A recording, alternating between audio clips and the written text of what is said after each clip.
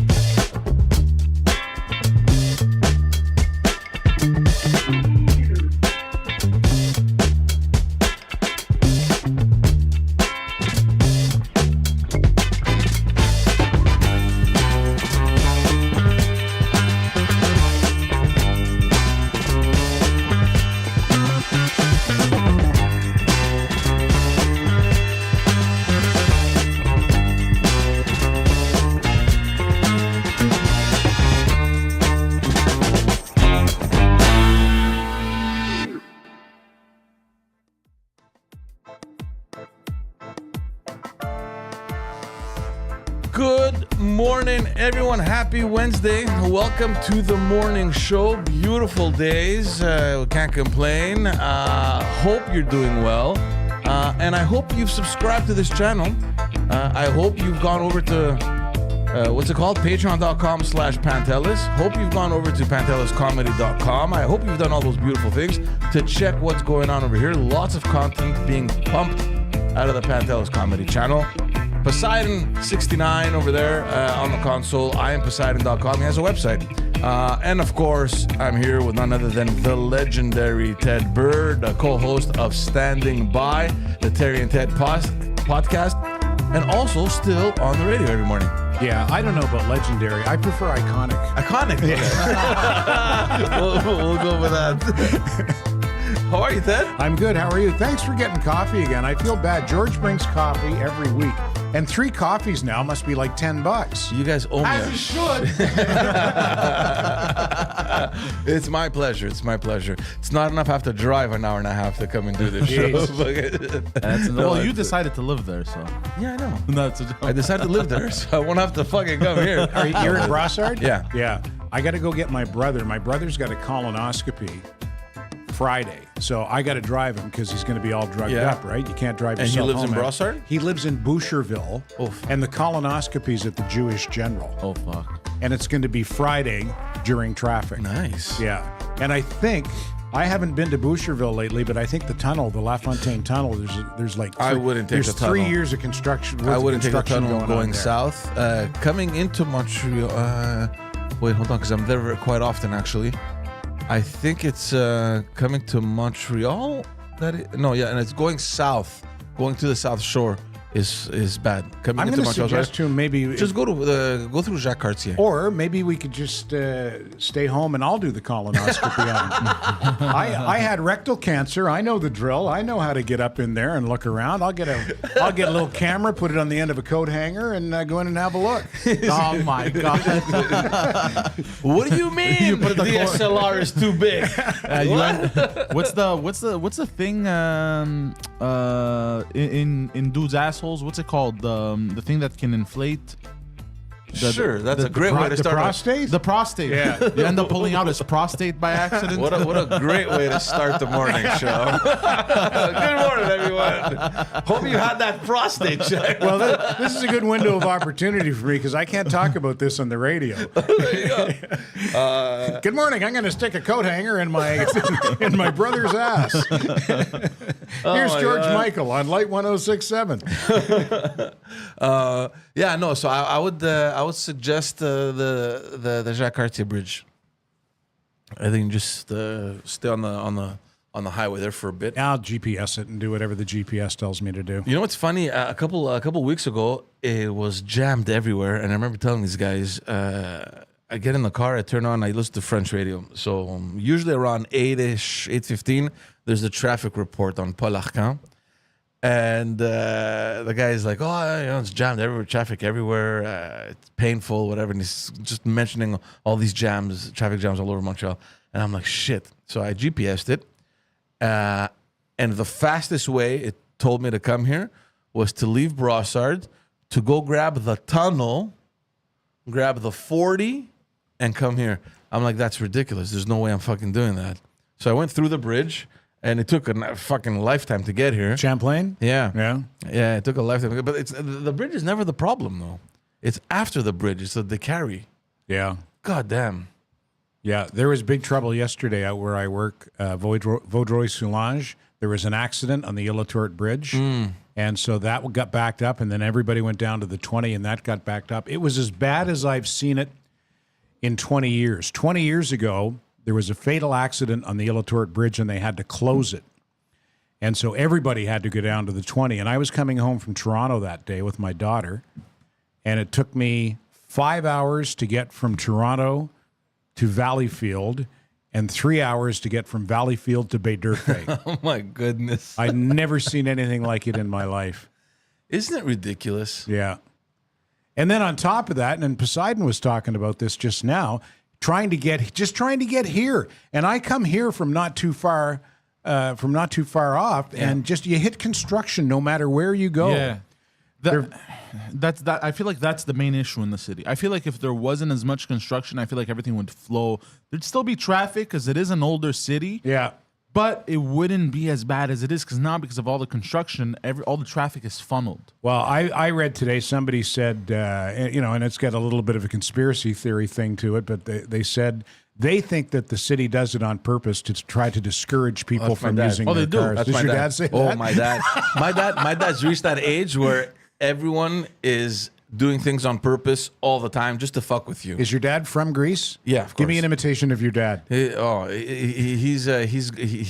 almost 80. Yeah. But this is a couple years now, eh? And I'm gonna do this in Greek. Ξυπνήστε. He's like, wake up. I want to hear him with his English accent, though. Oh yeah, he rarely speaks English, but when he does, Okay. like, what's the matter with you? Wake up, bruh. Wake up.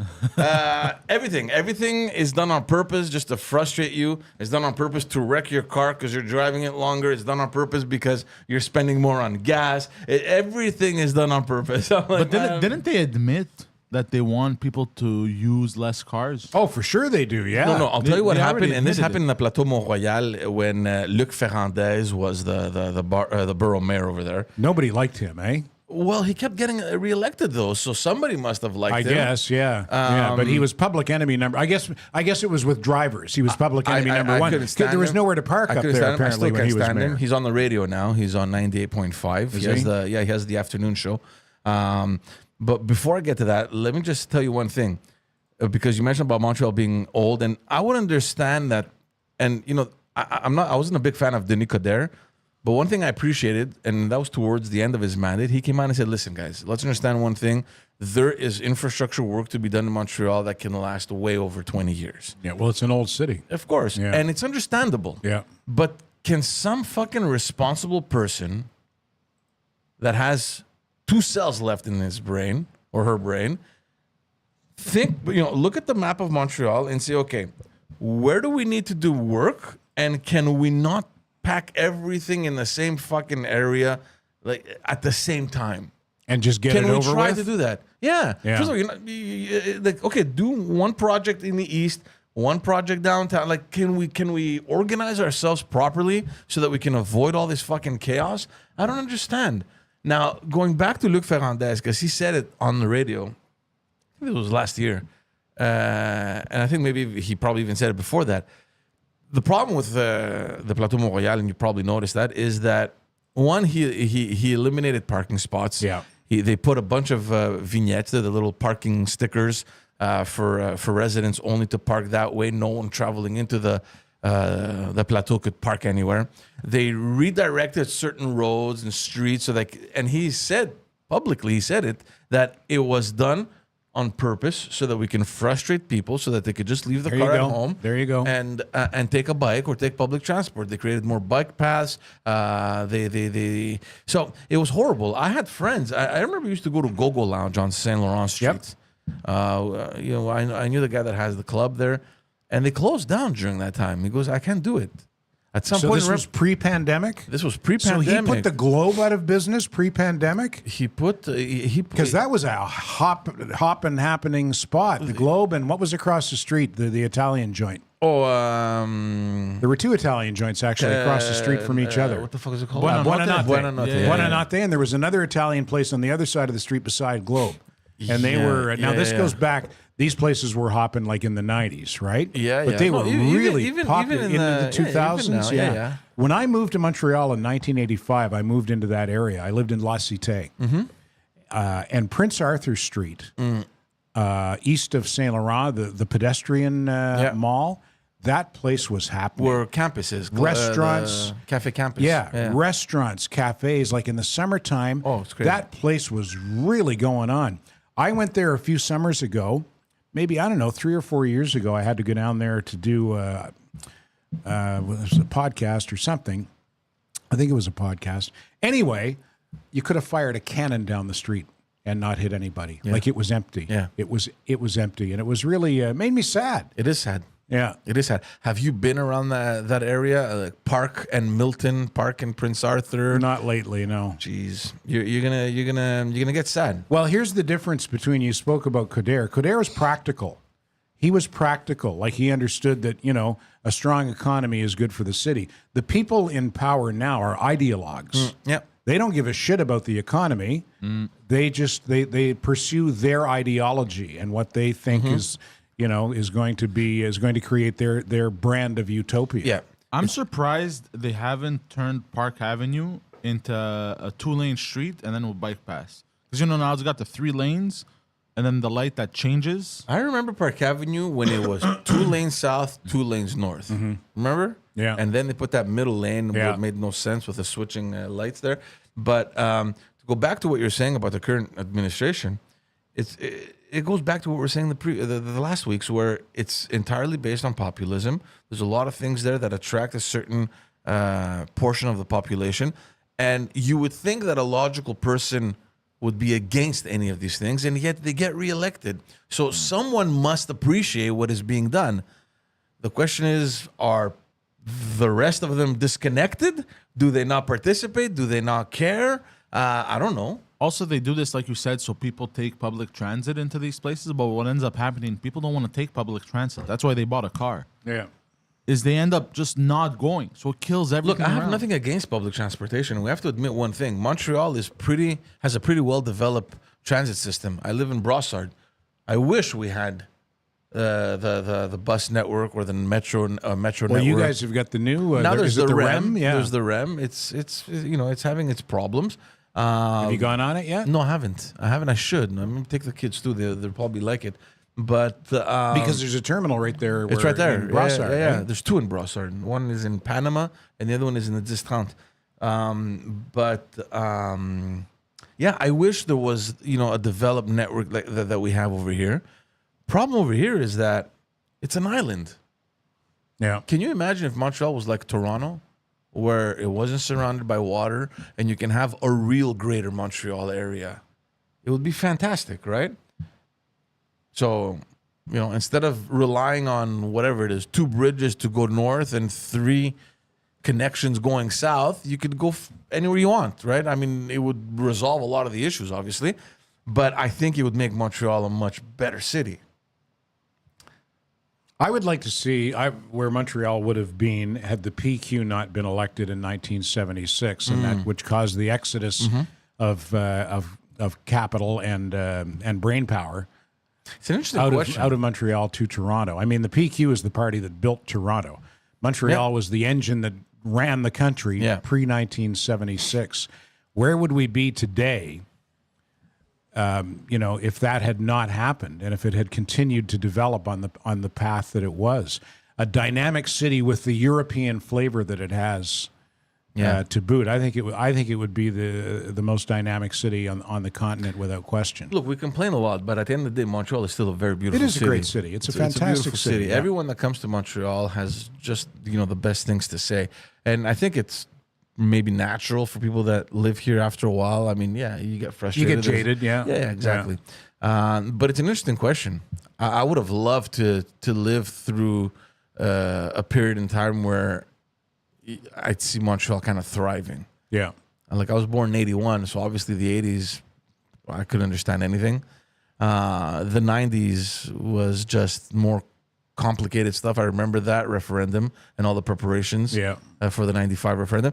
But, from stories that I've heard from my dad and from older people, Montreal was a crazy city. Oh, in the 60s, it was happening big time. Yeah. Expo 67.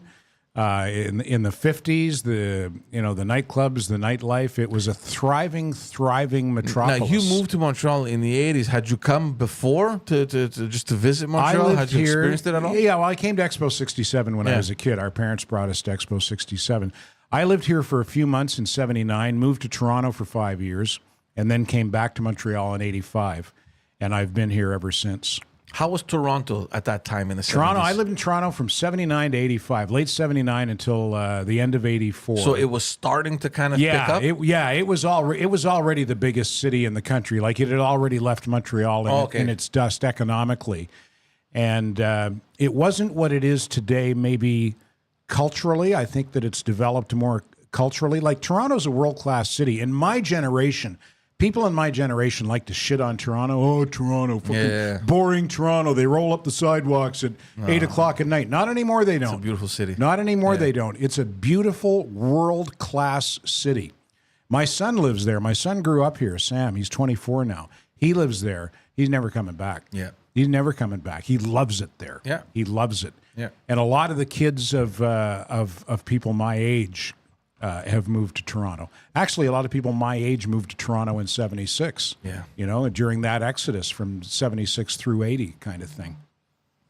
But, I mean, it's apples and oranges. And they actually do city planning right. Yeah. They know how to, I don't know what it is. It's practicality is what it is. They look at it practically, although they've got an ideologue as a mayor now, Olivia Chow. Oh, yeah. Yeah, she's Jack Layton's widow. Jack Layton's widow. Yeah. She's a lot like... Interesting to see how things are going to develop in the next 4 years. Because I was in Toronto the Saturday that just passed, and I found something interesting. So one thing here is, for some reason, the way they design the lanes, which is incredibly frustrating, is for people to take a left. Are you talking about right, here or there? Here, Montreal. Yeah. When people want to take a left, first of all, there's no indication. You're supposed to hug the left side of the street so you can let other people pass, right? Now, but the way things are is if somebody wants to take a left, they just got to wait in the middle, and everyone has to wait behind them like an idiot with your dick in your hand. In Toronto, I do that in any lane. Sorry. It's okay. In Toronto, I was on Danforth. Yep. Greek town. Yep. And man, when I tell you, they were all green and it flowed nicely because of the way they designed the street. So people wanted to take a left. As soon as you would pull up, there was a designated left lane. So the traffic, they have that here. They have that here somewhere too, but it's like newer developments kind of thing. Yeah, well, Toronto's also because it was built after Montreal. It's laid out on a grid pretty much. Exactly. So if you miss your turn, you just go around the block and you're there. You miss your turn here, and you end up in fucking Shawinigan. Like Montreal, the first thing they did was the railroads, and then they built the city. Yeah, exactly, So it blocks north from south. That's crazy. It's true. Yeah. Let's build this railway. Fuck the city. Yeah. And then we're trying to get up Cavendish, when I first moved here. I'll just cut through Côte St. Luc to get to Saint Laurent. No, you won't. No, thank you. Yeah. Go around. We got the airport that's smack. Well, it's not in the middle, but it takes imagine all that section of the West Island that can commute to the south of the island because there's an airport in the way. Yeah. It should have been. Wasn't it Mirabel at some point? Yeah, but it doesn't make sense to have a fucking city, like Montreal, and to have to drive 20 minutes out of Montreal. 20. Fuck, depending on like where you 40. Are. Yeah. I've got an idea. But that was a nice airport, though. I remember It's a beautiful airport, beautiful. But Christ Almighty, it's it takes almost as long to drive there as it does to fly to Europe. I mean, when you think of the amount of people that lost their land because the government took everything back to build that airport, and now it's serving zero purpose. Is it not a cargo airport or something? I don't know. Cargo airport, and people use it for like racetracks and drag races. That's true. Yeah. Bombardier was using it, I think, for the C series. I think at some point, I'm not sure if they're still doing it. But yeah, maybe it's a cargo. But that's where you used to have to go. I remember when the first few times I went to Europe, you had to go up to Mirabel to get your overseas flight, and you had to get on a bus to take you out to the plane. You know, you didn't just board from the terminal; you had to get on a fucking bus to get out to the plane. God damn. that's funny. I've got an idea. Shoot. So we know that Laval, pretty shit place, right? We level it and build a giant airport. The whole Laval. All of Laval, just one giant airport. It's going to be one giant airport. What are you going to do with it? Sorry, Laval. Move over. Hey, speaking of the airport, you know what I did last week after thinking about it for 35 years? Yeah. I went to, there's a little roundabout at where the 13 and the 40 meet. There's a little roundabout where people go, aviation enthusiasts go to watch the planes come right in. off the 40. Yeah, and they come in like, you know, you can practically reach up and touch them. And I drove by there last Thursday, and I thought, fuck, I got to go there one day. So the next morning after work, I went. And I stood there, and I watched a few planes come in, like right over your head. Yeah. They're right there. Wow. And it was really cool. And somebody told me the best time to go is mid to late afternoon, because that's when the big boys come in from Europe, the overseas flights. Like I saw mostly commuter jets, probably from U.S. Northeast or the Maritimes or whatever. It was still really cool to have a jet plane fly in right over you, but they weren't the really big ones. Yeah. Like apparently between 3 and 6 in the afternoon. And I was the only one there. But apparently if you go between 3 and 6 in the afternoon, you got to park down the street and walk up to the... Oh, shit. Yeah. I've seen people there. I have some friends that have done it. Like inside, I want to laugh at them. But at the same time, I can understand it's that. Cool. It's and I'm not even an aviation enthusiast. Yeah. Like for people who get off on airplanes, it must be really cool. I just thought, I'm going to try that sometime. And I went last Friday, and it was pretty cool. I have a client in St. Hubert near the airport, the little airport there. And every time we go, there's this long stretch that we have to drive through. And there's the same fucking car every single day, parks at the same spot. There's this old man with this huge camera. Yeah. And he's there Taking every pictures of single planes, day. yeah. Just click, click, click, just snapping at planes. Yeah. Every day he's there. What are you going to get at St. Hubert, though? It's all small aircraft, It's isn't little it? planes. I don't know. Maybe he lives nearby. I don't know. Whatever. He looks like he's a photography enthusiast because, the equipment he has is pretty impressive. And every single day he's there. I have a question, Ted. Yep. That roundabout, are there any businesses nearby? Yeah, there's like there's a big equipment rental place there. It used to be Dickie Moore's, I think. No, I mean like food, snacks. Oh, stuff that. like that. I don't know. I don't think so. It's pretty industrial. Anyone with industrial. Yeah, anyone with half a brain Yeah. and a food truck Yeah. can make a lot of money. That would be very smart. A lot of money. Yeah.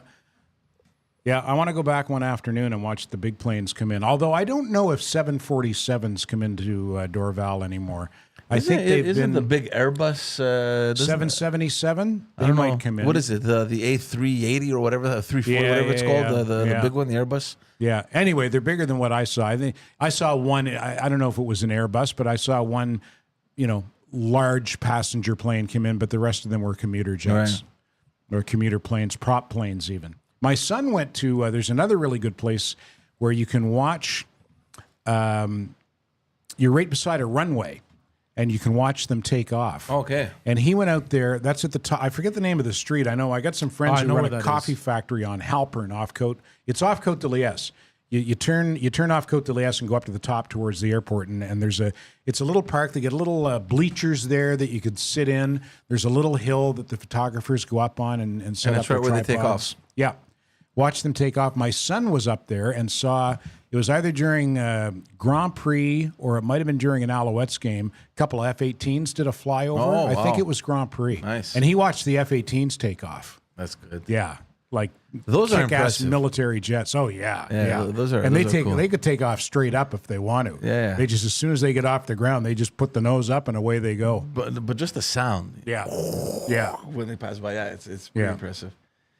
What are we talking about today, Ted? I don't know. I wanted to talk a little bit about. I listened to two great podcasts. At least I really enjoyed them this past week. Tucker Carlson was on with Adam Carolla. Do you know who I mean by Adam Carolla? And the other one was Bill Maher was on with Joe Rogan. Yeah. And whether you like any or all of those guys or not, it was really interesting conversation. They're all smart guys. Yeah. And I know that people like to people who don't like them like to buttonhole guys like Tucker Carlson or Rogan as extreme right. If you're centrist now, what used to be centrist is now extreme right. Bill Maher is now considered to be probably right of center. He's a classic liberal. Yeah.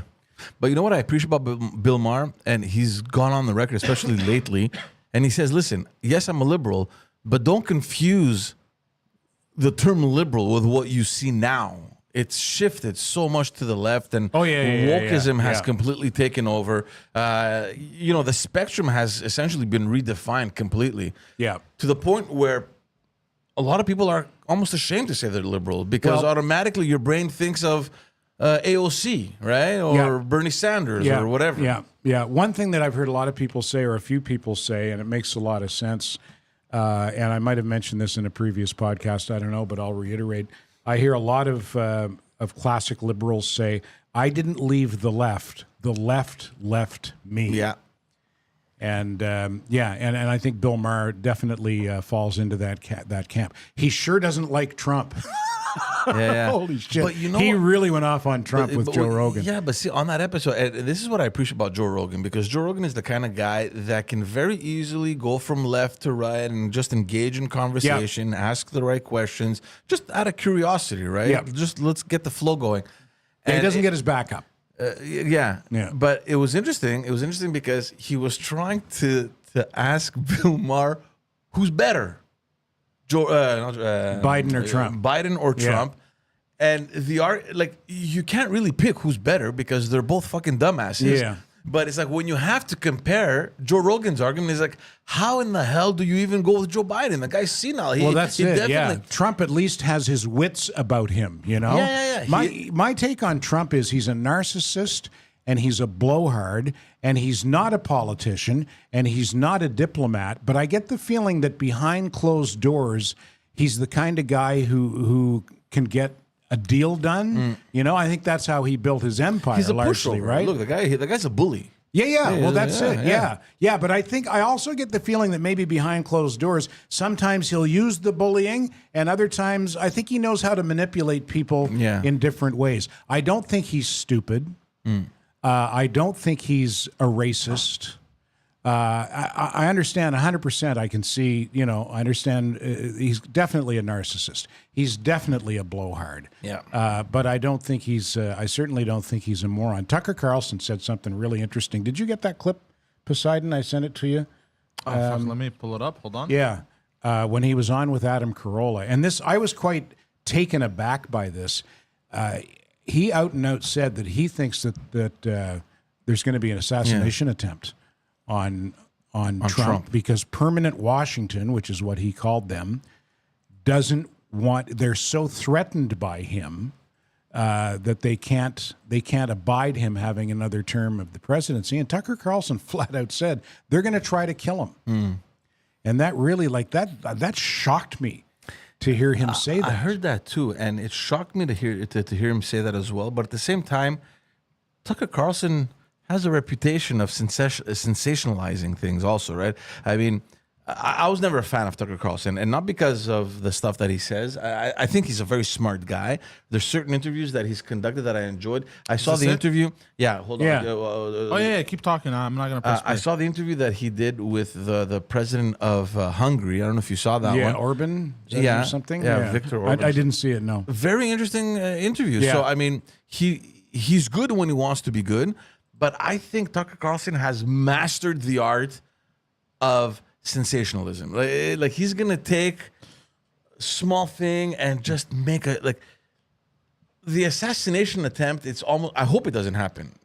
Honestly, it would be disastrous. The way he explains it, it's not outrageous. The way and we'll hear him when he's talking to Adam Carolla. Because when he says they or them or whatever, he means the Democrats. He means the No, he says both parties. He says Republican and Democrat, like permanent Washington. But strategically, it would be such a mistake for them to wipe him out because all you're doing is just making him into a martyr. Like you're only going to empower. Well, I mean, unless you can make it seem like one nut job took him out, like they did with Kennedy. Yeah, you know. Yeah. Play the clip. Uno momento, por favor, señor. I thought I broke something. Jesus Christ.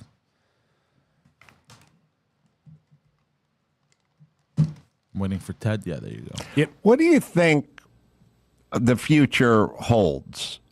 Is it? I don't know. I mean, are they going to let Trump be president? No, of course. I mean, look, if, they protested him, they called him names.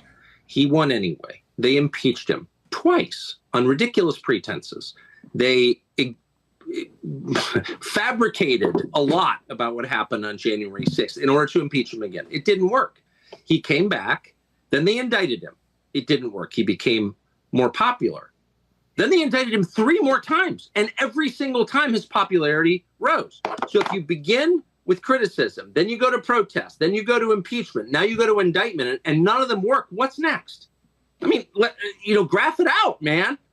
We're speeding toward assassination, obviously, and no one will say that, but I don't know how you can't reach that conclusion.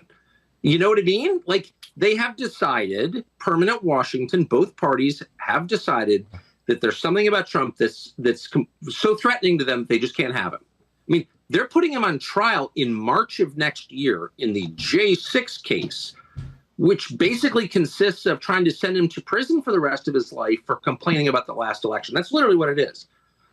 Again, if this were happening in Moldova, the State Department would issue an all-hands-on-deck order to let the world know this is not a legitimate government. And yet our government is doing it. It's like it's hard to overstate how bad this is. And I don't know where it's going, but there's a collision that's clearly imminent. And by the way, the president is senile in a way that's impossible to deny. Biden's not running the government, so like, I don't know, man. I've never been this worried about anything as I am about where this is going. Yeah. That's all very cogent to me. Like I thought that was well presented by him, and it's all, I didn't listen to that and go, oh, he's crazy and that's outrageous. I listened to it and I went, fuck. I mean, it sounds unbelievable because I obviously deep down nobody wants anything like this to happen, right? I think lots of people would love to see Trump assassinated. They're Like sick. They're sick in the head. I mean, whether you like the guy or not, I mean, you don't wish that. But with the amount of Trump derangement syndrome that is out there, and I don't understand that. I don't know what people like. Like I said before, I can see that he's a blowhard and a narcissist, and he's not a particularly likable person. But people go fucking nuts. They go nuts with their hatred towards him. And I don't understand that. I think a lot of it is fueled by what people see on media and hear in media. The media fuels that.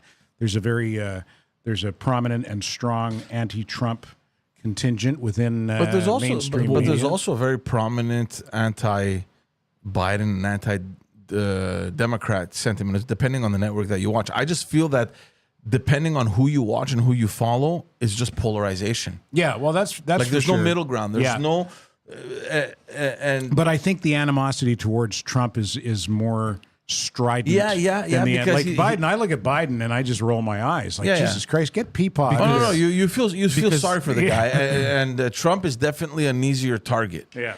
That's because the base also of Joe Biden have mental health issues, as opposed to the other side. Well, not all of not them. as bad. I think that's what it is. Also, I think Trump has a hero complex, and I think he legit cares about the United States. Well, yeah, he wants to be a hero. He wants to be. Yeah, he wants people to like him.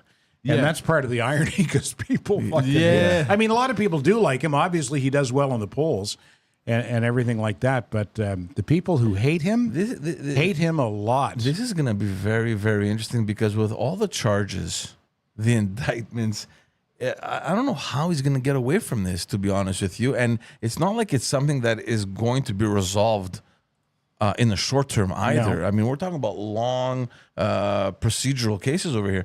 So is it done purposely to kind of hold him back from running because there's this kind of in the way? Maybe.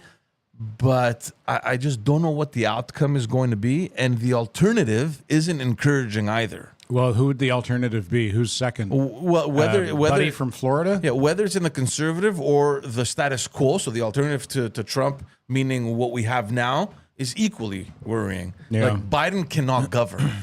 He's right when he says that. So who's in the wings for the DeSantis would be Is DeSantis running second to Trump in the in the Republican? Is it him or Vivek? I think it's DeSantis. I think Is DeSantis? is ahead Did you of see Vivek. DeSantis in the debate? No. Holy shit, man! The guy That he DeSantis? didn't look too good. Really, eh? Yeah. DeSantis, I think, should focus on building a base on this election. I think DeSantis is doing very well in Florida. Mm-hmm. Stay in Florida. You know what I mean? No, but like building a base and then legit properly run the next term, because Trump's going to take it for sure, and it's going to be the last. Well, you don't term. know that. You don't know that with everything. Well, happening. it's not. The only thing that will stop Trump is if this lawfare that they're using against him works. If that keeps him from running, that's the only thing that's going to stop him. Because if it was just, if he just goes straight to the vote for the Republican candidate, he's going to take it in a landslide. I mean, even if there's reasonable doubt on most of these things, there's at least one where it's very difficult to see him getting away from it. And I mean, there's a call placed to the district attorney, whoever it was, asking him to just get 11,000 votes. There's a recording. Yeah, in Georgia. That's election fraud. You know what I mean? And that is punishable. It's a punishable offense.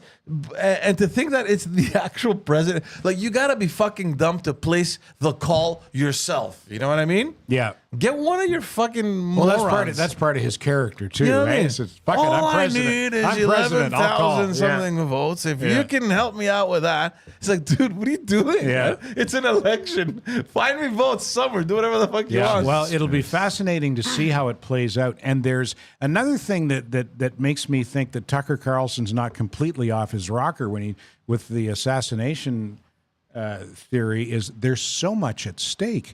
It's the most powerful office in the world. Yep. The stakes are enormous, and they're so enormous that bad guys wouldn't think twice. I mean, fucking guys won't think twice about shooting somebody on the street so that they can have that corner to sell drugs. Yeah. When you have the presidency of the United States at stake. Yeah. I don't know, man. And they're not. Sorry, I cut you off. Oh, sorry. Go ahead. Let's say he does get bamboozled in the face, gets shot, gets assassinated. Yeah. What do you think is going to happen? I think all hell will break loose. Yeah, I do too. But, I mean, you know what we saw in January 6th? I mean, multiply that by I don't know how much. Exactly. Yeah. There would be rioting. That's in the why streets. it's difficult to agree with Tucker Carlson in the sense that whether it's the Republicans or whether it's the Democrats, like as an institution, it's difficult to imagine them even having that as a strategy because they understand the repercussions that an action like that can have in the American society. It's I don't even want to imagine it. Yeah. What do you think about RFK Jr.? I think he's fantastic. Yeah. I think you need people like that to kind of rock the boat a little bit, especially in the Democratic Party. I think he's the kind of guy that could bring, it's what we're talking about before, right? I mean, the term liberal has completely shifted. Yeah. You need people like that to kind of bring things back. Yeah, he's centered, right? Yeah. I think because, politics is a lot about image as well. His speech impediment might kind of, it takes time to get used to it, but he's hard to follow sometimes. Yeah. And for your average American, whose attention span is God knows what, he's the kind of guy, and that's why he's doing well on long format interviews, and that's why he's doing podcasts, because he can't fucking deal with mainstream media, this guy. You think he can get an answer in within 30 seconds? Well, they go after him right away on his vaccine. Regardless, as a politician, I mean, do you have your lines prepared that can answer swiftly, like within, because you're on TV. Yeah. You're there for what, 5-10 minutes max. You don't have the time that you have. So, I mean, look, the guy obviously knows what he's doing. He probably has a team behind him that has prepared him accordingly. But he takes time, right? It's the kind of guy that, he needs that space in order to express what he thinks. But other than that, I like Robert. I like him too. Kennedy Jr. I find that he's well spoken, and he's a Kennedy. That can't hurt. Look what it did for Justin Trudeau. Yeah. You know, that's like a Canadian Kennedy. That gives you a leg. That gives political you a leg loyalty up right in the there. U.S. Yeah, but I find that RFK Jr. is to me he's a lot more intelligent than Justin Trudeau. Oh, yeah. Are you kidding me, Yeah. man? He's in a whole other planet. Yeah. He's light years ahead Yeah. of Justin Trudeau. Justin Trudeau has nothing. This guy has spent an entire life in politics. He's a lawyer. He's combated major files. He's been a proponent of the environment. I mean, the guy knows what he's talking about. He has experience. Justin Trudeau came He's not a dilettante. No, man. Justin Trudeau came out of a high school as a Drama teacher. snowboard instructor, replacement drama. Like, what do you have? The guy, the guy used his dad's name and he traveled around the world and came back and said, what am I doing? What's the next phase in my life? Let me run for office. We're not saying it's easy. Running the PMO is a difficult task, but you can't compare him to RFK Jr. Not in a million years. Do you know where RFK Jr. is in the polls on the Democratic? Because he has declared. Well, there's no one else. There's no one else There's running. just him and Biden. I think so. I don't know. I haven't heard of any other candidates running. Yeah. First of all, I find it strange, and it's the first time. Maybe you know this more or better. I've never seen a situation where a sitting president is being challenged by a candidate in his own party. Yeah, I don't know. I've never seen that ever. I don't know. Like I don't follow American presidential like a sitting politics president closely enough to know that. going through primaries. I don't think I've ever seen that before. Yeah.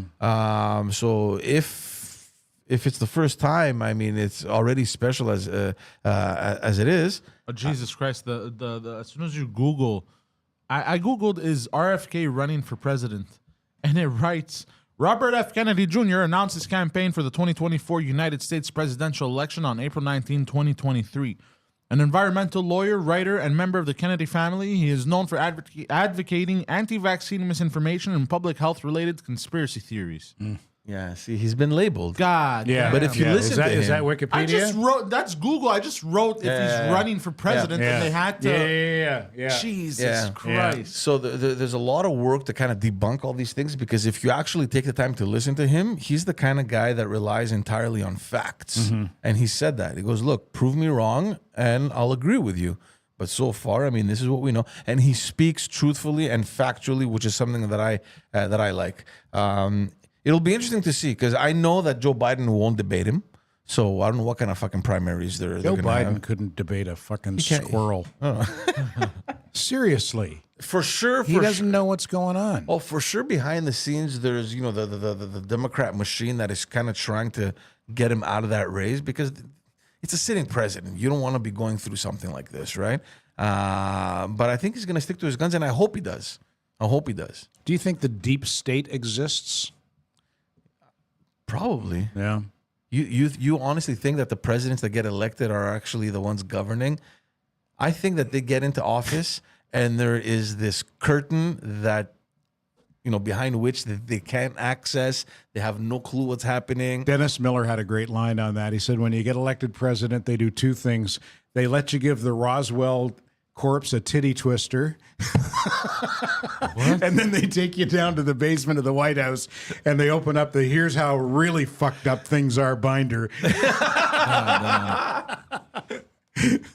The alien corpse. You get to give the alien corpse at Roswell a titty That's twister. so fucking funny. No, the machine is gigantic. Yeah. But Trump has actually said it. Trump said it.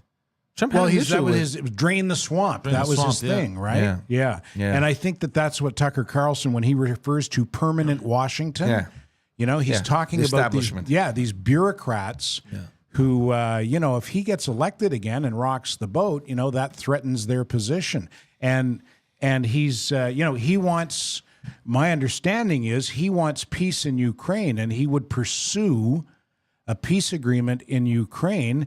And that's not good for people who make weapons, and sell them. That's not good. Yeah, that's trillions of dollars we're starting to talk. Like he would definitely get assassinated, I think. I hope it doesn't happen. You want to talk about Burning Man? You sent me a link, and I started laughing as soon as I read it, Because first of all, I don't even know what, like, I know what Burning Man is, but I kind of don't. I don't know if that makes sense. Yeah, well, I'm kind of in the same boat. I talked to a friend of mine about it yesterday. She hasn't been, but she has friends who've been, and she wants to go. My friend Crystal, she has what she calls her apocalypse, this list of things that she wants to do. Like, it's her bucket list, basically. Yeah. But it's really impressive, and she's done some of them. She's climbed Kilimanjaro. Oh, wow. She's climbed Mount Fuji. Jeez. In Japan. She's gone to, what's the place in Peru, the ruins in Peru? Machu Picchu. Yeah, that. Machu She's Picchu. been there. She's done all kinds of things. So she was telling me that Burning Man, which was Drowning Man this year, because it rained and flooded in Nevada, and I think they had to evacuate the site. They had to get people the fuck out of there. I read that they had orders not to leave. Oh, is that right? So they were stuck there until, I guess, it cleared, and then slowly they were able to drive because they weren't able to go anywhere. That's what I understood. Well, it's an arts and music festival, and my friend Crystal told me that in order to, like, you have to make an application to go, and in order to be accepted, you have to have something that you can offer to other people who are on the site. You know, whether you can cook, or you can sew, or you can, make tents or whatever. They don't let you in unless you have something to offer. So it's sort of like communal living. Or unless for you're a week. celebrity. Well, yeah, I'm sure celebrities probably get a pass, but apparently it's like communal living. Yeah. And one thing that was fascinating about it this year, I don't know if you saw this, some environmental protesters set up a barricade on the only road in, and it was on native land. Oh, God. And these native rangers, Nevada native tribal rangers, came in their big ass Silverados or F-150s or Dodge Rams or whatever, and just fucking ran the barricade right over. And the environmental protesters they were crying, "We're peaceful protesters." And one of the rangers pulls, I don't know if it was a taser or a service revolver, and he's, "Get on the fucking ground." Get the fuck out of my land. Yeah, exactly. And I thought to myself, how's that for a progressive's conundrum, eh? Yes. Whose side are you going to take on that? Are you going to take the side of the environmental protesters because the big mean police came and pushed them off? Yeah, but the big mean police were indigenous police who were asserting their sovereignty on their land. Yeah. So pick your poison. Yeah. That's. I would love to see people argue about that. I would love to watch the I cheer, like, I woke secretly people? cheer when shit like this happens. Like, I've seen that clip. I think it was in France where they were, a bunch of people just blocking the highway or the road or whatever. Yeah. And some guy just comes out of his car and starts kicking them out of the way, pulling them and fucking throwing them on the side. Yeah. I was at home. I'm like, go. Love that shit. Yeah, they glue their hand to the street. Some of them. Speaking of gluing the hand, what's gonna be this painful when fucking they get stupid pulled off. trend about going into museums and just art galleries. completely? Yeah, trashing It happened classic recently works of art. in Toronto. There was I think in Toronto, the just now I saw it last week. I think some guy he fucking put paint on some painting. You gotta be fucking stupid. Why would you ruin art? Like, Well, what kind of point are you trying to make? That is in your mind logical to go and destroy someone's work. Well, the group or the movement is called Stop Oil. So they're an anti-oil industry, anti-fossil fuel group. And I guess they do that because it gives them attention. I can't think of any other reason. No, they did it just on oil paintings. No, they do it everywhere. They've done it in France. yeah. I know, but the because they're anti-oil and they were oil paintings. Yeah, but I think But the they've thing is- trashed other works of art as well. Oh, really? Yeah. I'm pretty sure that they have. That's never gone well in history. No, you're not going to get anybody on your side. No, but doing exactly. that. Don't it But hinder they're getting your mission? Don't you I guess put they're odds against you? I guess the attention that they get is it's a trade-off for them, right? And they figure it's worth it. But- People are going to be pissed off that we ruined this Van Gogh painting, but now they know who we are. Now we've put ourselves on the map. Well, it depends, I guess, where you fall. Because when I see that, the only reaction they get from me is, "You're fucking stupid," yeah. and I won't pay attention to what you're doing. You know? No, I'm with you, but that's all I can surmise is they think that the publicity they get out of it is worth it. Because, like I say, it Christ. puts them on the map. Let me tell you about something that came up last week. And immediately when I read it, I was like, this can't be fucking true. This can't be happening in Canada. There was an article that came out last week. And this goes back in time, right? We're going back to the 70s when Justin's dad was the Prime Minister of Canada. Right. And apparently, through his office, so within the PMO, he had created a special secret unit, to spy on the PQ? separatists in Quebec. Yeah. So that whole movement, right? And they were using the Liberal Party of Canada facility in Quebec to collect information. This is messed up. I mean, this is the PMO that has this plan, and it was called the Fantan. Hold on, let me just get the name here. Yeah, I read the article that you sent to me. It wouldn't surprise me one bit. Trudeau hated the separatists. He fucking hated them. And in addition to that, they hated him. Yeah, but and there was RCMP wrong. There was a royal commission in the 70s or 80s, into the McDonald Commission, into RCMP wrongdoing, which included espionage and illegal policing tactics used against the separatists. But the balls the guy had to actually ask the RCMP to provide intelligence to that group, and not the other way around. It's like, no, you guys collect information and give it to us. We'll handle it. It's messed up. Yeah. I mean, and this comes out at a time where, remember when we spoke about how the PQ is gaining a lot of ground here in Quebec, and they're bringing up a lot of these things from the past to kind of gain momentum from. We talked about the Grenier Commission that was investigating on the amounts that maybe the no side used that was more than allowed, more than permitted, and now there's this that they spied on the separatists. Well, it gives them a grievance, right? Absolutely. And I think that's important. You know, if they're ever going to have another referendum, it helps to have a grievance. And that's one right there. You know? Yeah. And Trudeau is like, I think Trudeau Sr. was a little bit like Trump. He was like, he just didn't give a fuck. You know, I'm the prime minister. I'll do whatever I want. He was just, more savvy and classier. That he wasn't as brutish as Trump is. You know, he was sophisticated. Yeah, he didn't come he was across, an intellectual. Yeah, he didn't come across like a fucking Goomba like Trump does sometimes. Oh, geez. Interesting times, though. Can you imagine? And of course, it's a well-known fact, right? That Trudeau hated the fucking separatists. Yeah. But to the lengths at which he went. Well, the War Measures Act. Yeah. I was alive then. I didn't live here. I lived in New Brunswick, but I remembered that. I remember looking at the newspaper and watching the news. I would have been 11 years old. It was 1970. But there was a terrorist organization. But I mean, there were tanks and armored personnel carriers in the street. I'd never seen anything like that, and I didn't see anything like it again until the Oka crisis. Oh, yeah. You know, like the Mohawks had fucking machine guns, like heavy caliber machine guns. Didn't they kill a police officer? Yeah, that's what started the whole thing in the Pines Forest out in Oka in 1990, in July of 1990. They were blockading land that I think the municipality wanted to clear the land out and use it as a golf course, and the natives said no, and they blockaded the land, and the SQ went in there, and there was a gun battle, and an SQ officer got killed, and that's what precipitated the Oka crisis. And I worked in Ganawage for 2 years. And they don't fuck around, the Mohawks. No. You know, you push them, they push back. And they're quite well armed as well.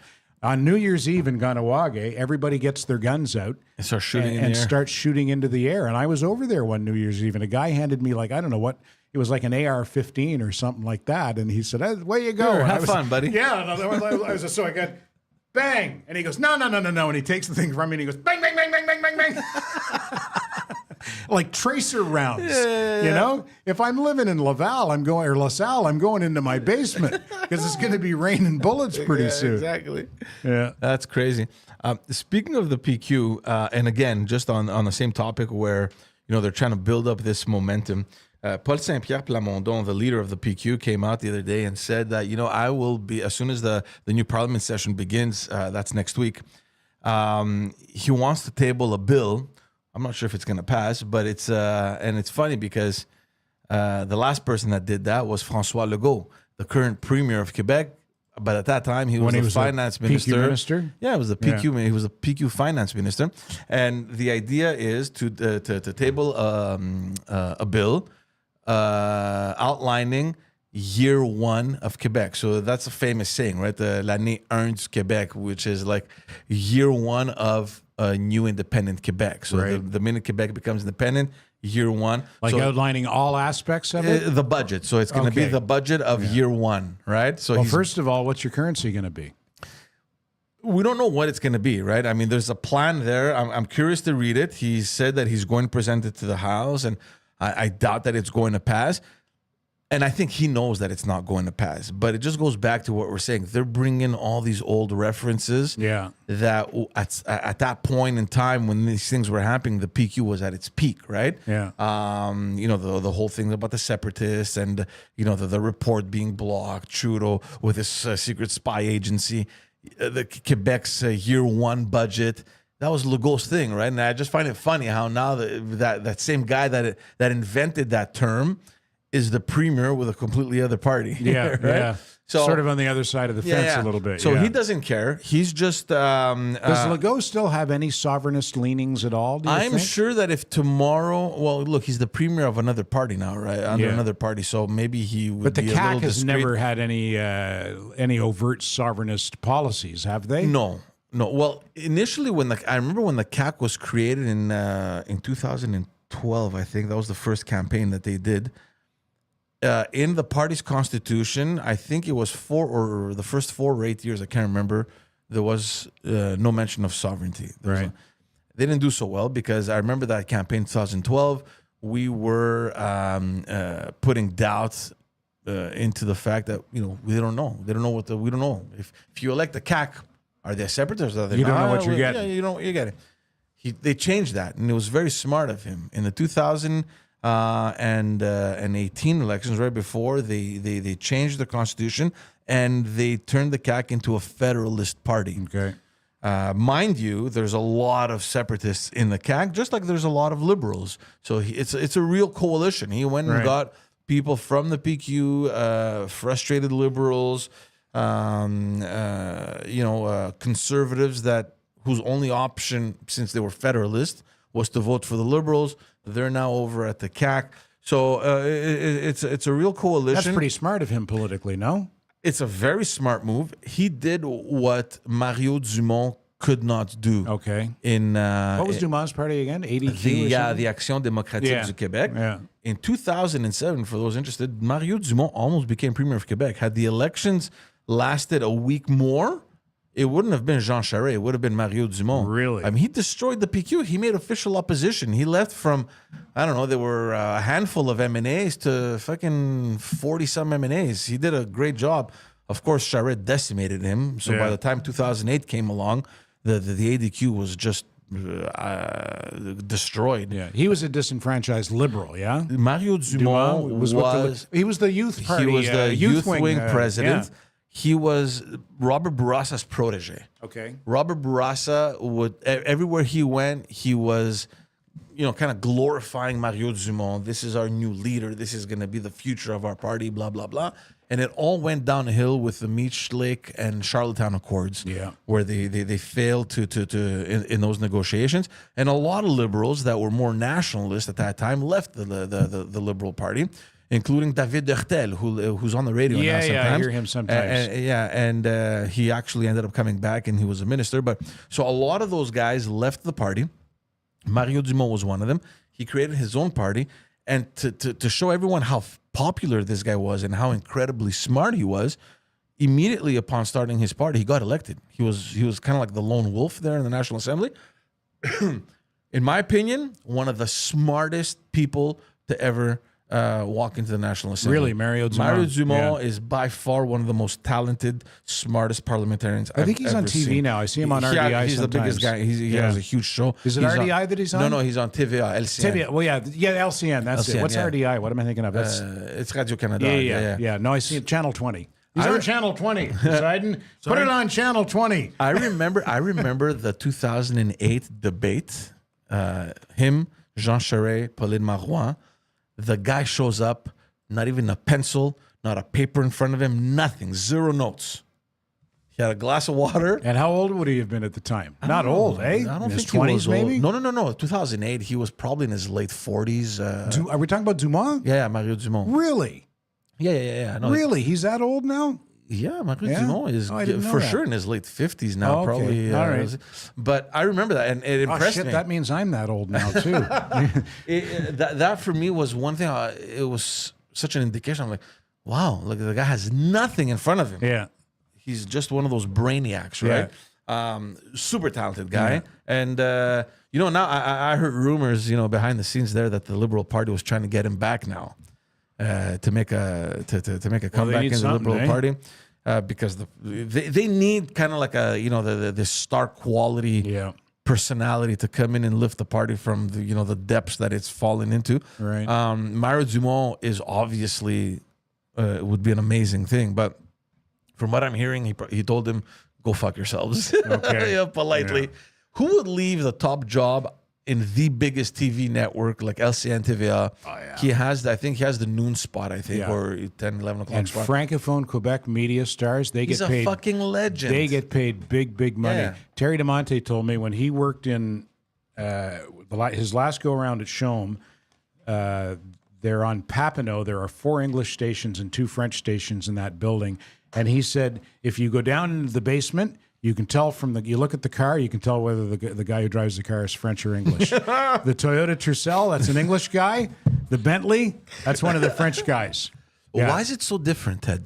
Well, just because it's such a huge market. Like, if you're like a Paul Arcand, you're broadcasting to a market of. I don't know if his show is syndicated outside of Montreal, but You don't catch that potentially station, but you have other like repeaters. What do they call it? Yeah. Sister stations or whatever. Yeah, but your broadcast, you've got a market of 8 million people. If you're broadcasting to the Quebec Francophone market, if you're broadcasting to the Quebec Anglophone market, you're looking at maybe 500,000. That's why it's just relative market size. You mentioned Meech Lake. Yeah. That was the grievance that fueled the 1994 referendum because it was like, we are a distinct society. No, you're not. Oh, yeah? Fuck you. Yeah. We're having a referendum. That's the level of grievance I think the PQ needs if they're going to have any hope of ever winning a referendum, if there's another referendum. You can't win it on anything, or any collection of smaller grievances. I think they have to have something that big. And that was big, boy. That was big. Quebecers, not just separatists, Quebecers were pissed off. Oh yeah, when for Meech sure. Lake got and torpedoed. it was a huge move for Quebec at that time. And don't forget, the PQ is in power. At the time, no. At the time, it was the Liberals because I think the PQ got elected in '93. I think that's when they came back with Parizeau. At the time of Meech Lake, when Meech Lake was rejected, it was in '91. Yeah, Or 90 was or it 90 maybe. Yeah, and when you're right. and I believe would it have been Bourassa? It would have been, at the or time? had he stepped down, it would have been maybe Claude. Oh, no, not Claude Ryan. Johnson. Yeah, it could have been Daniel Johnson. Yeah, but it was it fueled the election, the re-election of the PQ. It fueled their rise back to power, and they used it as fuel to drive them towards a lot of the younger referendum. listeners that perhaps don't know this, or even the older ones that may have forgotten, Lucien Bouchard, that came to Quebec to take over the PQ at that time, he was elected with the Conservatives. Yeah, in he was in Ottawa. Mulrooney's cabinet. Mulrooney's Yeah. cabinet, one of the, and he's still an exceptional person. I've met him. He's a great guy. He's nice. He's a super nice guy. Yeah, oh, good. I'm Lucien glad to hear Bouchard. that. Yeah. Because I never liked him because of his politics. You know, I was on the other side of But the you know fence. what? A lot of those older, those old school Separatists? PQ separatists, very smart, very intellectual, Of course. studied abroad. Yeah. They speak perfect English. Well, I think that their that movement has always been driven by intellectuals, I think. And business, like these guys, they come from money and they knew how to create money. Yeah. Parizeau wasn't a dumb fucking guy. No, Christ, he was an Bouchard economist. wasn't a he was dumb guy. He was London trained, was he? Was dude. not? Yeah. London School of London Economics. educated, yeah. So Bouchard broke off from the Conservative Party of Canada Over Meech Lake. and the Charlton Accord, and he came to Quebec and took over. They created the Bloc Québécois after that with Paul, what's it, the journalist that passed away in a plane accident? Lapierre. Oh, yeah. Lapierre. Yeah. Jean Lapierre. Jean Lapierre. Yeah.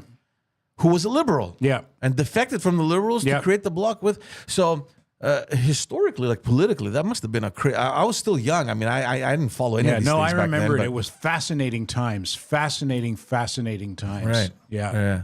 Even to me, even more so than 76 in the lead up to the first referendum. I found that like Meech Lake in the lead up to the second referendum was a lot more interesting, I thought. But see, when I was studying these things, I kind of try to put myself in context, and the fact that in Quebec we actually got to the point where we're like, you know what, it's time for us to be incorporated in the Constitution. Let's negotiate. Let's make a deal over here. Yeah. And the fact that it came maybe close to happening. I mean, ever since then, I mean, the door's been closed forever. I mean, even the most liberal of premiers over here or leaders of the Liberal Party in Quebec wouldn't even dare reopening the nobody talk even, of at street level, nobody talks about it or even thinks about it, When was the last, I had even forgotten about it until you mentioned it now, that Quebec's not part of the Constitution. Yeah. Nobody cares. Nobody knows. It's not even the top 10 points. Well, that's why I say they need a Meech Lake level grievance if they're going to make another serious run at sovereignty, I believe. Yeah.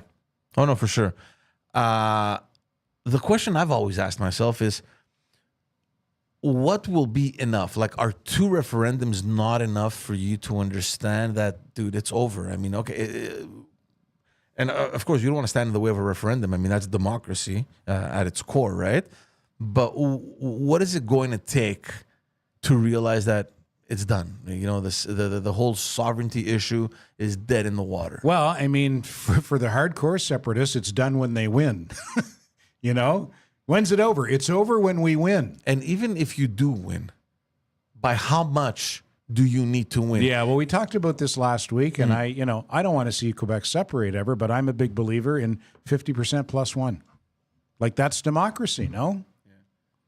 And I understand the stakes are so big. I can understand the argument of, no, it's got to be, you have to have a different benchmark. Because I think the losing side would still represent a significant enough part of the population that you can't neglect. But I hope we never get there. I mean, I think people know my colors. And the fascinating thing to me, too, or one of the many fascinating things about it is what happens economically. Like I had mentioned currency before. Can Quebec just adopt the Canadian dollar unilaterally, or does the Bank of Canada or the Canadian government have to approve of Quebec using the Canadian dollar as their official currency? I don't know. I don't know the answer to that question. I don't know it either. There's definitely have to be a...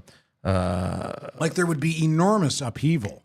Socially and economically, it would be enormous. But obviously, Ted, this is not something that you turn the page and you're ready to go. No. Like start day one. See, a lot of people don't know this, but even if there were a referendum that the PQ would win, hypothetically, it doesn't mean that the day after you're separate province, it still has to get approved by 2/3. 7 out of 10 provinces. Well, minus. Yeah, it's not. Suivant next. Now what are we going to do? So it still has to get approved. Yeah. Now it's difficult to imagine a scenario where a province's population has clearly democratically decided to separate, for the other province to say, "No, fuck you, you're staying." It's hard to imagine something like that. If something like that were to happen, right? Yeah. I mean, the people spoke. If that's what they want, then, but it doesn't end there. I mean, the battle would still continue afterwards to get the rest of Canada on your side in order for them to vote in your favor. Anyway, interesting things. This week is going to be interesting, Ted. There's 2 things that are happening. One that you mentioned you wanted to talk about, which are the trials that are starting here in Canada, the Freedom Convoy trials that are starting. And the other thing also, I think it's tomorrow, the Conservative Party of Canada is organizing their convention in Quebec City, which is interesting and strategic. So we can talk a little bit about that. But let's get to the Freedom Convoy. And the trials are starting. And this, I think, is going to draw a lot of attention. Obviously, first of all, when this was happening, it was drawing a lot of attention from all over the world, right? I think that and of course I'm not a lawyer, so I don't know if I should even be talking about this, but just from from this objective standpoint where I'm from, and maybe you'd agree, guys, I think the charges are ridiculous. Well, I think it's politically motivated. For sure. I think it's politically motivated. It's a new catchphrase, lawfare. I think that's what's being used against Trump as well. It's politically motivated. Because I mean, we're not going to compare it to January 6th, because January 6th was violent. There were certain things that were done illegally, but as far as were there any Fed plants in the crowd January 6th? Do you think? Do you think there were? For sure. Yeah, probably. But compare that to the situation we had here in Canada. I followed that. I mean, maybe not obsessively, but I followed it. Yeah. I didn't see any violence. No, I saw people with fucking bouncy castles and barbecues. Nothing was broken. Yeah, they blew the truck hurt. horns in the middle of the night. Yeah. I mean, to a certain extent, that I disagreed with, because I fully support the right to demonstrate. And trust me, I've been on the other end, right? Because I've been working, and I've seen crowds banging on my door and with the fucking blow horns, and it's fine, right? I mean, you smile. Occasionally, we would go and meet them. Sometimes you have every single right to demonstrate as long as it's done peacefully. Now, how do you define peacefully, right? Well, in my books, they were peaceful, but them blowing their horns past 11 or 10:30 or whatever when the neighborhood is trying to sleep, you are disturbing peace to a certain extent. So that I had an issue with that, because I put myself in the position of these families that live there in the downtown core of Ottawa, and you have these fucking dumbasses. Look, dude, you're here. You've occupied the thing. Demonstrate. But respect a little bit the people around you. Like put a limit, like 9:30, 10. And to be stop. fair, and then start again at 8 if you want. No problem. Go to bed. And to be fair, 10 p.m. in Ottawa is like 3 a.m. in another city. Yeah, Ottawa's where they still roll up the sidewalks at 8 o'clock at night. Yeah. What are the charges? The charges are mischief, counseling others to commit mischief, intimidation, and there's one other one I don't like. None of them are like heavy duty charges, and it's going to be interesting to see how it plays out. Like they, even if they find them guilty, they can't send them to prison I suppose they could, but I don't think that would go over well in the court of public opinion. It's another one of those things that people are polarized over. You've got the laptop class who think that the protesters, the convoy, are all dumb redneck rubes, and you've got working class regular Joes who are like, yeah, man, good for you, good for going there and for standing up for our right to demonstrate, to protest. The whole thing could have been defused if Trudeau had agreed to meet with them. Just meet with them. Why not? And he wouldn't. Yeah, because politically you're kind of legitimizing the movement, which he wanted to avoid doing. But it was legitimate protest. Absolutely, 100%. Do you remember when he came on and said that it's okay not to agree with us, but to protest against government decisions is unacceptable? Why else would you fucking protest? Yeah. Like what? These people with unacceptable views, he said. Some of them are racist. Some of them are misogynist. Do we tolerate these people? Do we tolerate these people? Do you know what kind of dark echoes of history ring when you say shit like that? Yeah. Like he's not evil. He just doesn't know any better. No, I think he knew exactly what he was doing. The idea was to paint him negatively and to get public opinion on his side. He invoked the fucking the Emergencies Act. For what? 24 hours? That's all you needed. Like, that's the fucking emergency. Then it was, I think it was maybe even less. I don't even remember. But I think it lasted a day. And then like a day later, he said, okay, we'll put, like, what was the purpose of this? Honestly, it's an embarrassment. You know what I mean? Like, I think about this. We were talking about this quite a bit here on the morning show when this was happening. I had absolutely no problem with these individuals going and demonstrating. I think they have every right to do so. I did have a problem with them disturbing the peace. Right. So were the horns necessary? I don't think so. Dude, you're already blocking the fucking downtown core of Ottawa. Trust me, you're getting people's attention. The rest for me was a little excessive. But not to the point where it justified the Emergencies Act. Like, No. what the fuck are you doing? And meanwhile, BLM protests were far more violent Yes. than the trucker protest, and Trudeau took a knee for them because that's a good virtue signal. Yes. Yeah, that's that's good politics. I And guess. you know, and you know what else that people forget, and I've seen this firsthand. Every time you have massive crowds like this gathering for a demonstration, it is almost inevitable that within these crowds you're gonna have the fucking morons that have nothing to course. do with Yeah, the yeah, mission. yeah. They're just there to break shit. Yeah. They're there to put fires and they're there to cause harm. And you have that, and it's expected. I remember living through the student crisis. For those who remember, back in 2011 and 12, thousands upon thousands of people banging quietly, their pots and pans. No, they weren't so quiet. They were banging their fucking pots and pans. Yeah. That was funny. But I remember downtown, I mean, entire streets were closed off. We're talking about thousands of people, and that's fine. Do what you have to do. But among those people, you remember the stores being broken into. Like there was a lot of shit happening. It's and the you same with this. expected. Same with you know what? It the didn't hockey happen riots. with this. Yeah. It didn't happen. You No. didn't see any of this over here. No, well, the media tried to manufacture one story about them trying to set an apartment building on fire, which turned out to be complete bullshit. First time I hear. Okay. No, the media was reporting that someone from the Convoy had gone into the lobby of an apartment building and tried to set a fire, and it was horse shit. It was, it was. I it remember. was I complete remember them fabrication. saying that they vandalized the Terry Fox statue, and then Yeah. when they showed image of what the quote unquote vandalism was, they had put a flag around him, or I can't remember what it was. It wasn't vandalism. Yeah, well, and I mean vandalism. I mean, okay, you put a flag over the guy, or they put a poster. I can't remember what it was there. But if that's what you're considering vandalism, I mean, and chill. shame on the mainstream media. Legacy media has just become a mouthpiece for government. It used to be a watchdog, and now it's become a mouthpiece. And mainstream media did everything it could to demonize, and continues to demonize, those protesters. Yeah. Again, I'm interested to see how this is going to unfold, because definitely there was some government involvement in here. First of all, to painting them negatively, blocking their fucking bank accounts. Like, what country are you living in? Yeah. These are people. They need to live. They need to feed their families. What do you do? Like, it was sad for me to see the state that we had reached here in Canada. I never thought this was possible.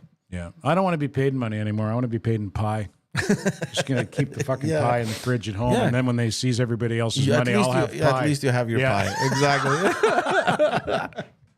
Right before we wrap up, let me talk to you a little bit about the Conservative Party of Canada that is hosting this week their convention in Quebec City.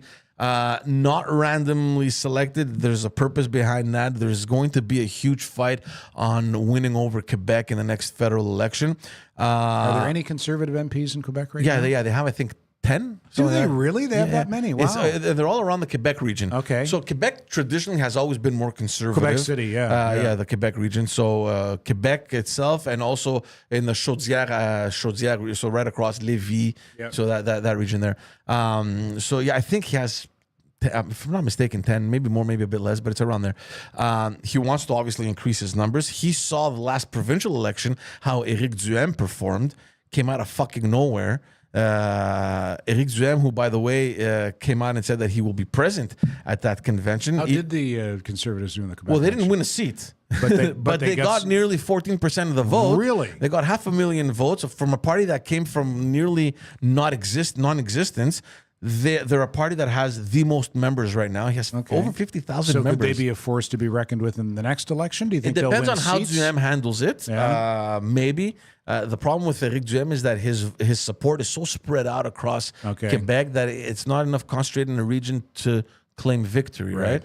But anyway, I sidetracked you. You were saying he's going to go to. He's going to be there. He's going to be there, so he's trying to obviously get some recognition, even though the Conservative Party of Canada doesn't recognize, or they recognize the party, but they don't want to create any sort of affiliation to Éric Duhaime. So they're doing it in Quebec.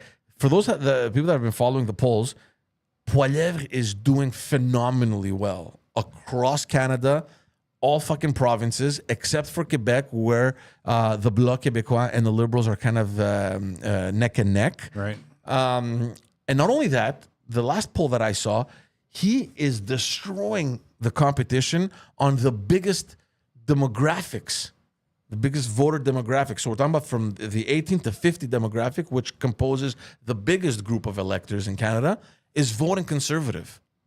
So I'm not sure what happened, because a huge part of that was liberal, especially the younger, like the 18 to 25, 30 demographic traditionally has always been liberal. That's gone. He's lost that. So Poilievre is doing phenomenally well. He needs to do some work in Quebec in order, even not necessarily to win Quebec, because I don't think it's possible to win Quebec. I personally think the Bloc is going to do much, much better, which is good for the Conservatives as long as Justin Trudeau doesn't get those votes.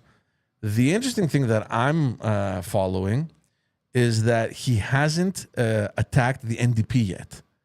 He attacks the Liberals almost every day. We've seen the very well done videos, by the way. And lately, I think yesterday or before yesterday, he came out with a video attacking the Bloc Québécois, because the Bloc Québécois came out and said that the carbon tax needs to be supported. It needs to remain in place. So Poilievre obviously took advantage of that, and he's like, fuck, man, if you guys vote for the Bloc, it's like voting for the Liberals. Same thing. Yeah. Which is ridiculous to even compare. But on that front, he's comparing both parties. The one thing he's avoiding, and intelligently so, is to criticize the NDP, because he knows that if the NDP increases its vote in Quebec,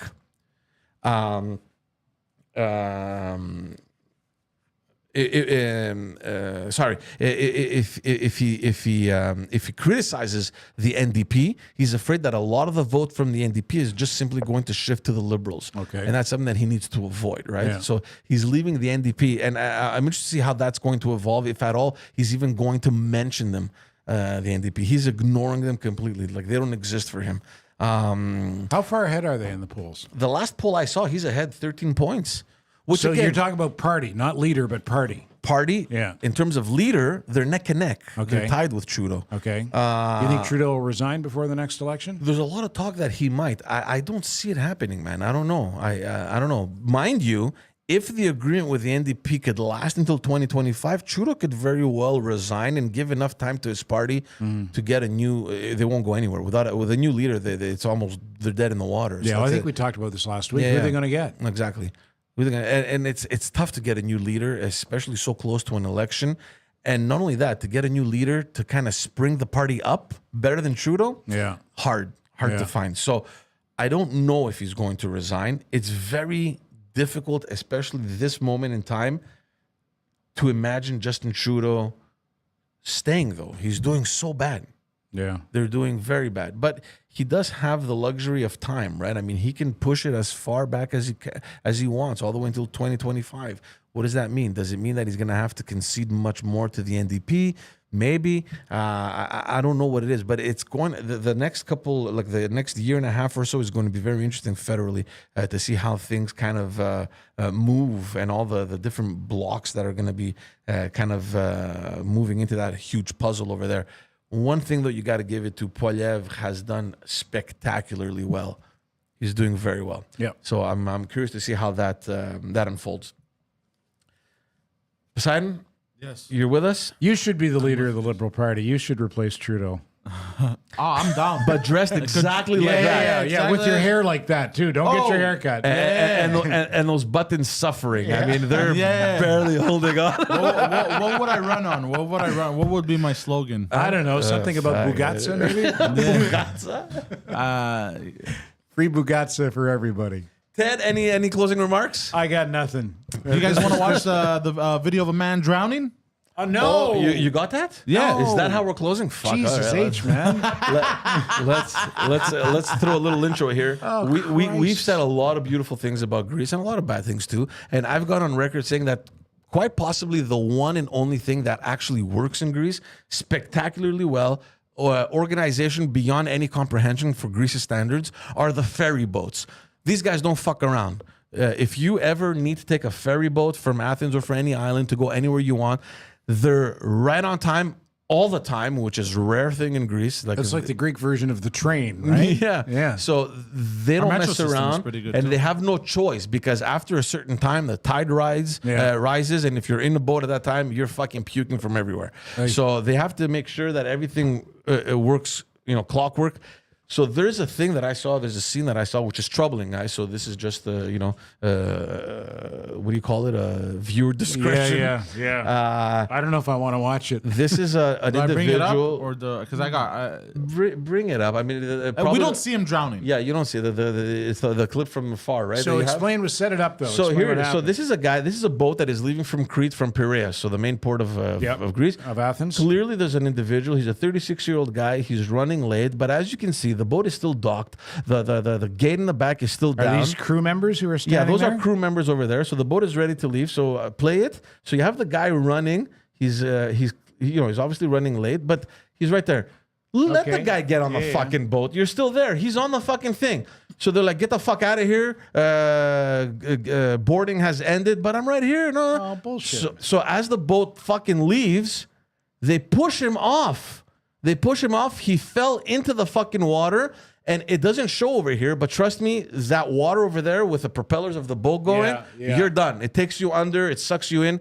Jesus. That poor kid died. That's crazy. That poor kid died because of that imbecile that couldn't just say, you know what, we're here, okay, you're late, go. We haven't left yet. What is the fucking problem? It's not like he was asking the boat to come back to dock so he can get on. So, what was the upshot? Do you know? Were there any criminal charges or anything? Well, this happened yesterday. This happened yesterday. This is like straight out of. They're actually facing the. I read an article. The court ordered the boat to return to port because of a criminal investigation that's going to take place. So, for a fucking split-second thing that you just could have let the guy come on board, you fucked everyone over on that boat. You had to turn back around from wherever you were to come back to Athens. Because now you're facing, these guys are obviously going to get charged for sure. I mean, there's video evidence of them pushing the guy off the fucking boat. I mean, how do you get away from something like that? Anyway, join us next week when we watch somebody fall off a cliff. Head first. Is that it? We're closing? Yeah. All right. We hope you enjoyed this. Guys, thank you so much for tuning in again this week. We hope you're enjoying this new format of the morning show. Terry could be seen on his very own hit podcast called Standing By, the Terry and Ted podcast, with another legendary broadcaster, Terry DeMonte. He's also available every single morning. You can tune in to 106.7. 5:30 to 9 at 106.7 FM, online at light1067.ca, on the iHeartRadio app, and on your smart speaker. And I promise I won't say fuck. Much more because I'm not limited. allowed to. That's why I like doing this. There you go. So tune in and follow Ted.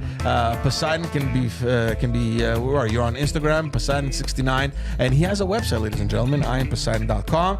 As for me, there's the Backstage podcast. It's starting up again soon. Of course, that's in English. And if you understand French, do me a favor, head on over to Politiquement Parlant and subscribe. Very interesting stuff.